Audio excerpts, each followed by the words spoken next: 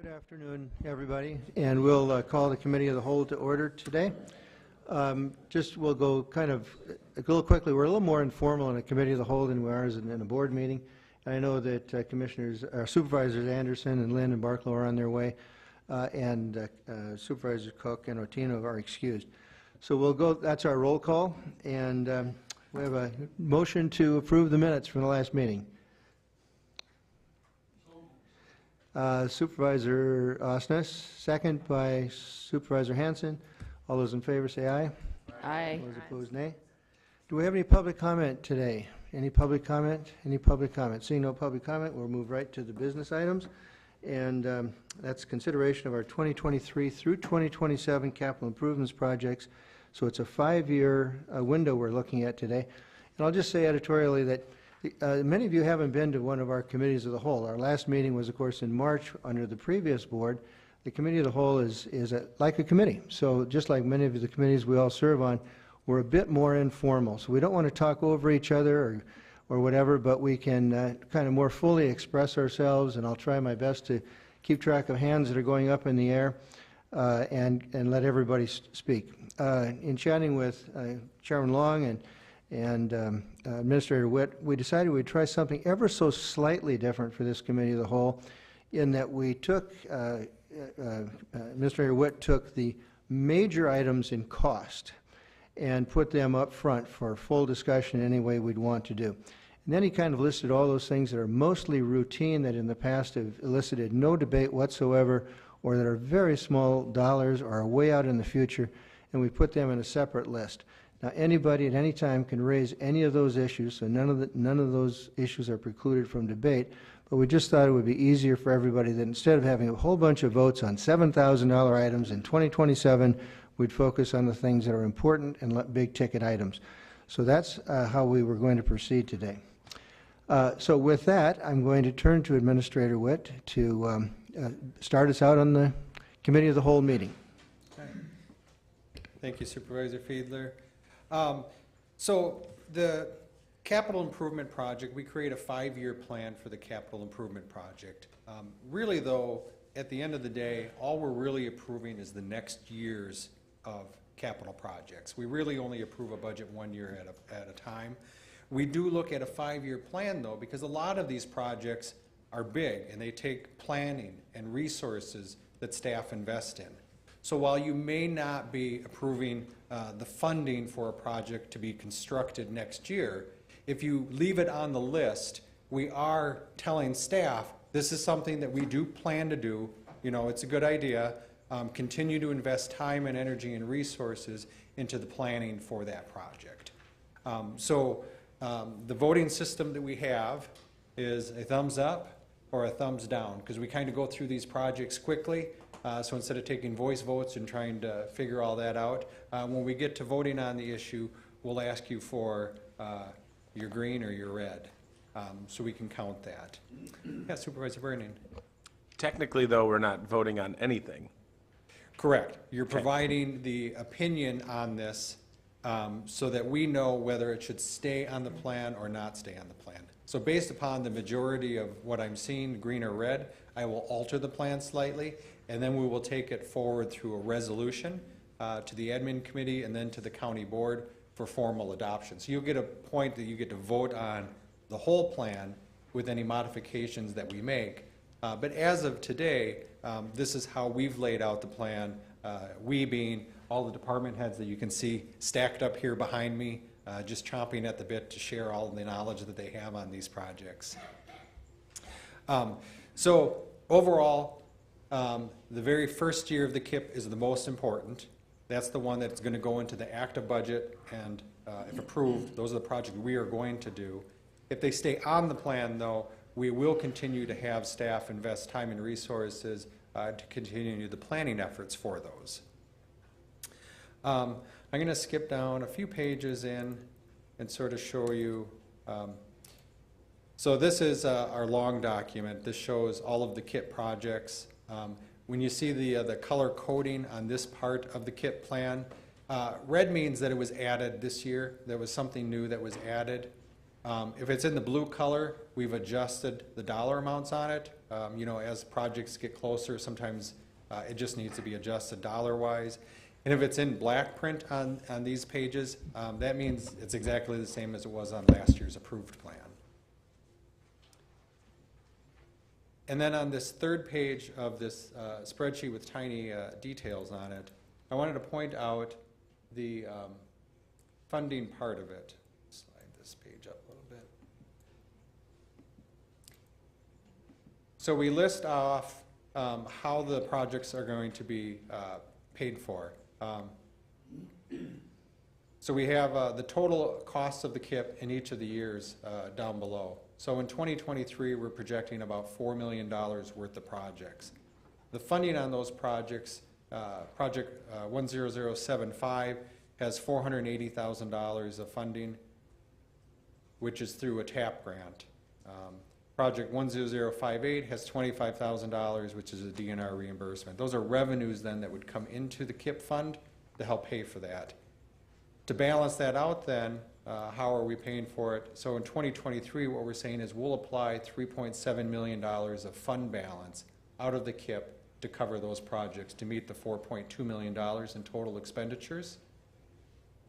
And then down below, we kind of show how that cash flow has worked. This is just the cash flow.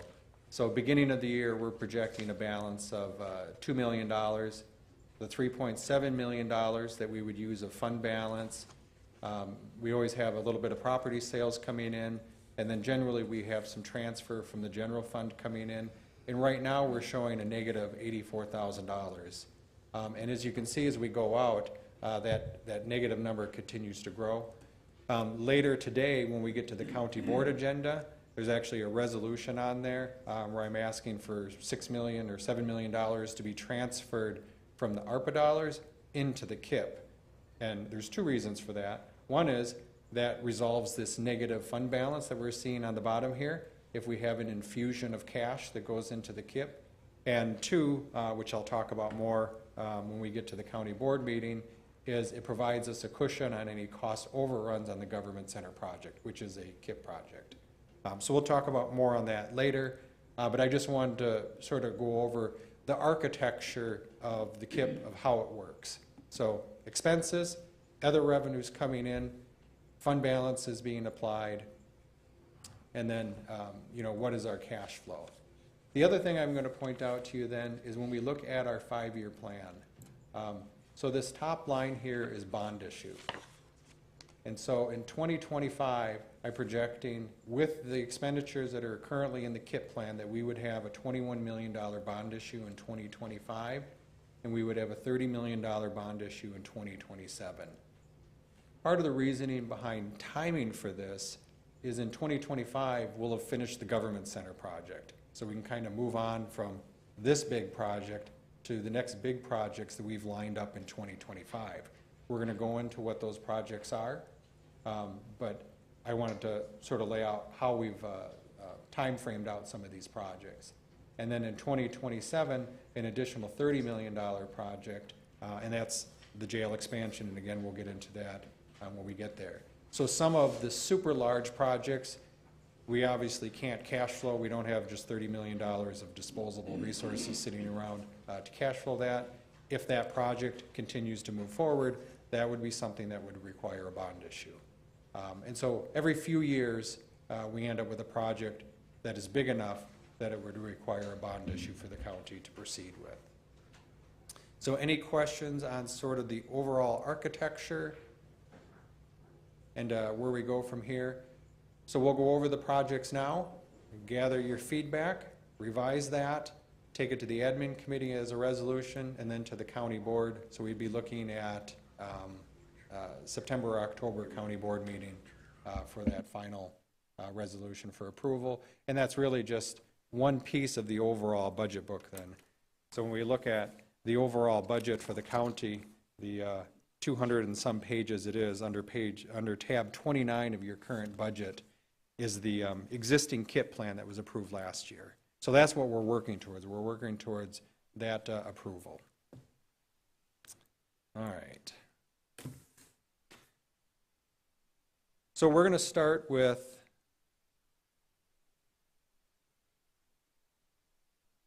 these projects.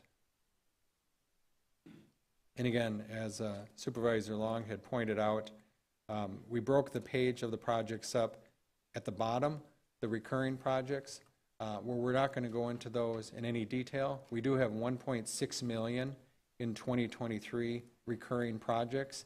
If you have a question on any of those specific line items, by all means, please just ask. We will explain what that is. These are all very routine items, though, that are naturally reoccurring within our projects. And then when we come to the top, we're going to go over these projects in more detail, and we're looking at about $2.6 million in projects that Lee is going to go over for you and explain what each of them are.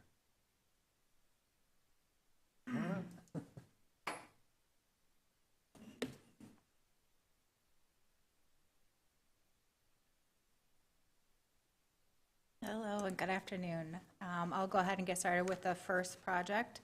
You see it's project number 10053. This is a new roof for the DD building. Would be for $400,000. There is currently $225,000 budgeted in the 2022 kit plan, and so we are adding an additional $400,000 to that due to the increase in costs on roofs due to the Increase it to increase. No. 400 total. Yeah. Sorry. So it's 400,000 total for the DD roof, not 400,000 more plus the total. Correct. Oh, my bad. Could I just also ask, when we get to an acronym or an abbreviation, could you describe at least once what it is so that everybody's on the same sheet of music? Sure. So Thanks. this is actually for the ME's building. It's for the old developmentally disabled building. New Richmond. Yeah, it's a New Richmond. Everybody's been out there. An ME meaning Sorry, medical examiner, yes. I'll figure it out.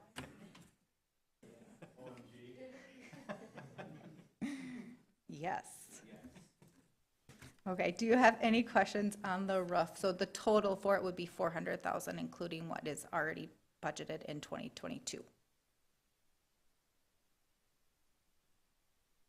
All right, no questions? Do you want to hold up your paddles?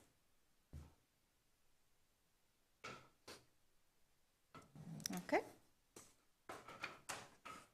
All right. The next building is the roof for the service center. This will be for $900,000. Again, we did plan for this in 2022. Those budgeted dollars were about were about $570,000, but we did increase this due to the increase in cost for the building as well. So the total will be $900,000 for the services center building. Do we have any questions on this roof? No? Okay. Paddles? All right, thank you. Okay. The next project will be project 10109, landscaping for the nursing home and the CBRF. Thank you, community-based residential facility. And this was actually originally budgeted for 2026. This has moved up a couple years into 2023, and this will include some irrigation that is necessary for those facilities. Yeah. Can I go ahead? Okay, so I'm going to pick on this particular project, and it actually, my comments relate to a number of other items as well. But I'm wondering if, since we're looking at this enormous building expansion project, if there aren't a number of projects that maybe might be fiscally prudent for us to just put off, just to delay. Not that I would be against the projects or anything along those lines, but just to see how the dust is going to settle on the actual costs of this building expansion. might it be worthwhile for projects like this, and there's a number of others, just to delay them a little longer to make sure that we have sufficient funds to do this expansion? I'm, not that I don't like landscaping, but Sure, no? maybe we I'll, can just put it off for a little while. Bob, I wore green today. You're starting to sound a little red, so. The landscaping, so the irrigation, you've all been by the nursing home, I hope. You've looked at the CBRF. The grass is brown. If the outside of the building looks good and the grounds are taken care of really nice, more people want to be on the inside looking out. It adds curb appeal, and yep, we can wait, certainly. I can't tell you that the grass is going to look any worse next year than it does this year, but I was hoping it would look a lot better. These projects, we plan them out, and we try to do the best we can for the buildings. And so the building we're building next door, the addition, that's kind of taken care of already through bonding. These projects are kind of set up, they're queued up so that we keep all the buildings kind of maintained well. And so that's what this is. This would be just another one of those, if we make it look nice on the outside, hopefully more people come into the inside.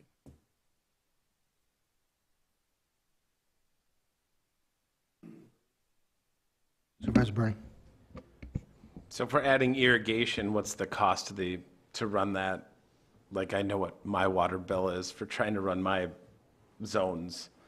I can only imagine what it's going to be to run that moving forward. Yep, I'm with you. But once again, so we don't do it, and the grass is brown, and it looks ugly from the street. That's for you guys to decide. I mean, what's the value of having the building looks good from the curb so that the people living in the residence have something to look at. So when the families come up, they have something green that appeals to them. That's up to you guys, I bring it forward and do the best I can with that, but grass is going to die. It's also going to, if you water it, it'll be green, so. Supervisor Shirley. Is there no irrigation in that whole building? No, there's Not even the plantings next to the building? No, we water it by hand. Well, next to the building, yes, and the little stone areas around the building, yes. There's drip there, Okay. but we water the rest by hand, which takes labor out of my team, so. Supervisor Cook.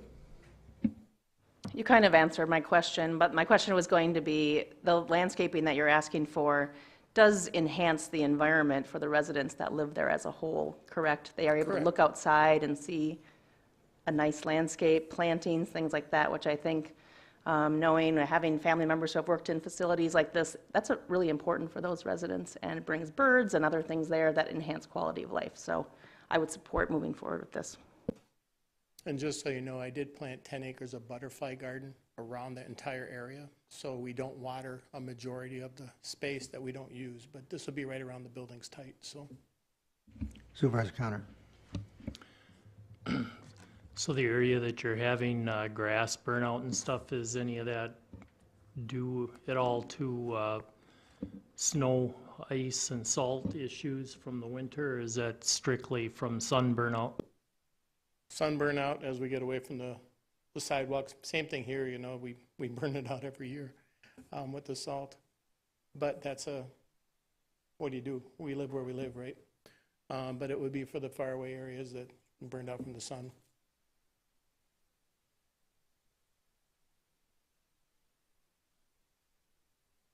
There's no more discussion. We can have a show of paddles.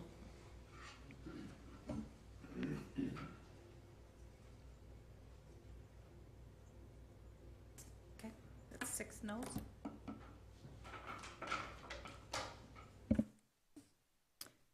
Okay, the next project for $40,000 is the coolers for the medical examiners. And this is for the walk-in coolers, cooler boxes, and refrigeration for the medical examiner's office. Are there any questions on this project? Mm-mm. So can we get a little more background on the need?